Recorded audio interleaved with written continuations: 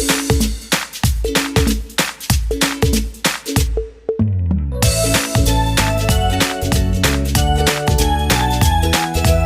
नमस्ते। आज हामी यस्तो पफ फ्लावर बनाउने, त्यसको लागि सुरुमा हामीले एउटा गाठो बनाउने। यसरी धागो लिने, धागोलाई यसरी निकाल्ने। यो गरिसकेपछि 6वटा चेन बनाउने हामीले। यसरी 1 2 3 4 5 6वटा चेन बनाइसकेपछि यो अगाडिको चेन थियो फर्स्ट चेन, त्यसमा यसरी कुरुस पसाउने अनि अब यसरी धागो लिएर यो दुईटै धागोबाट यसरी निकाल्दिने। यो हाम्रो भयो स्लिप स्टिच। यसको लागि सुरुमा एउटा चेन बनाउने। अब हामीले यो प्वालबाट हामीले अब 12वटा सिंगल क्रोशे बनाउने। यसरी एउटा सिंगल क्रोशे, फेरि यसरी पसाउने प्वालमा, यो निकाल्ने धागो। यसरी दुईटा भयो सिंगल क्रोशे। यसरी यो 3टा 4 5 6 7 8 9 10 11 अनि यो भयो 12वटा सिंगल क्रोशे बनाउने हामीले।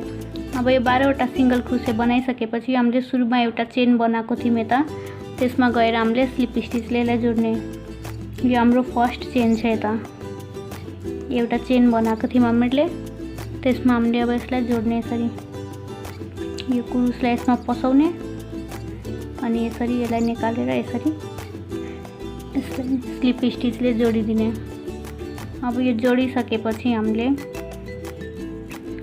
5वटा चेन बनाउने। 1 2 3 4 5 5वटा चेन बनाइसकेपछि यो धागो लिने। अब यही चेनबाट 5वटा चेन बनाएकै तल यो प्वाल छ एउटा, त्यसबाट 3 चोटि यसरी धागो निकाल्ने। हेर्नु, यसरी यो धागोलाई यसरी सिधा तान्ने। यो 5वटा चेन बनाएको छ, त्यसकै लम्बाइमा यसरी सिधा तान्ने।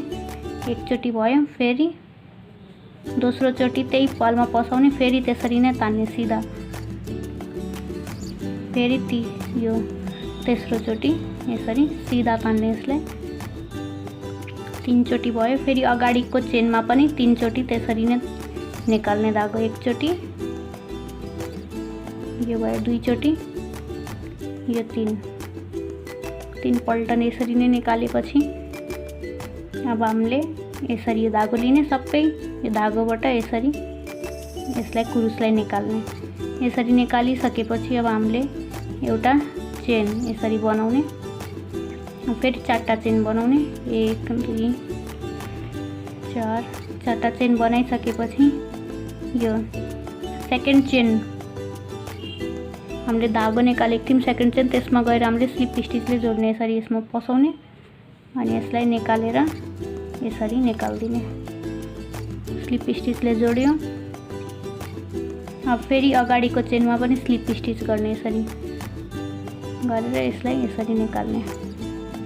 फेरि 5वटा चेन बनाउने। 3 4 5 फेरि यही चेनबाट यो प्वाल छ, यसबाट 3 चोटि धागो निकाल्ने। यसरी 1 2 यसरी धागो लिएर फेरि यो तेस्रो चोटि यसरी निकाल्ने। 3 पल्ट निकालेपछि फेरि अगाडिको चेनमा पनि 3 पल्ट त्यसरी नै धागो निकाल्ने। 1 2 अनि यो 3 पल्ट निकालिसकेपछि यो यसरी सबै धागोबाट निकाल्ने अनि यसरी एउटा चेन बनाइदिने। फेरि 4टा चेन बनाउने। 4टा चेन बनाएर यो सेकेन्ड चेनमा स्लिप स्टिचले जोड्ने। यसरी यो धागोलाई फेरि यसबाट पनि निकाल्दिने। यो हाम्रो जोडियो। फेरि हामीले अगाडिको चेनमा गएर स्लिप स्टिचले यसरी यसलाई जोड्ने। फेरि 5 वटा चेन बनाउने। 5 वटा चेन बनाएपछि फेरि यो पाल तलको पालमा 3 चोटि धागो निकाल्ने यसरी। 1 2 3 चोटि निकाल्ने। फेरि अगाडिको चेनमा पनि 3 चोटि निकाल्ने। फेरि त्यसलाई स्लिप स्टिचले जोड्ने। यो दुईटा जोडेको जस्तै यसरी नै गर्दै जाने यहाँ लास्टसम्म। अब हामीले यो बनाइसकेपछि 6 वटा यसरी पत्ती फुलको। अब हामीले यसलाई अगाडिको चेन छ यहाँ एउटा चेन छ, त्यसमा गएर स्लिप स्टिचले यसरी यसलाई कुरुसलाई फसाउने।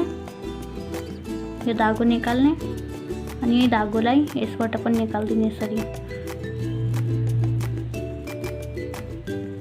अब एउटा चेन बनाउने त चेन बनाएर अब यो कैँचीले यसलाई काटिदिने धागोले। कुरुसबाट धागो निकाल्ने यसरी भयो। अब यसलाई यो धागो छ हाम्रो, यसले पनि यसमा यसरी गाँठो लगाइदिने।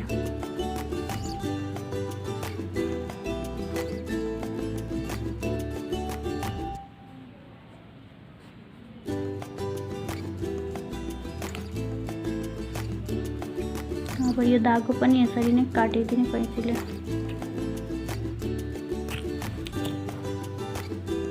ये हाम्रो पफ फ्लावर बनेर रेडी छ।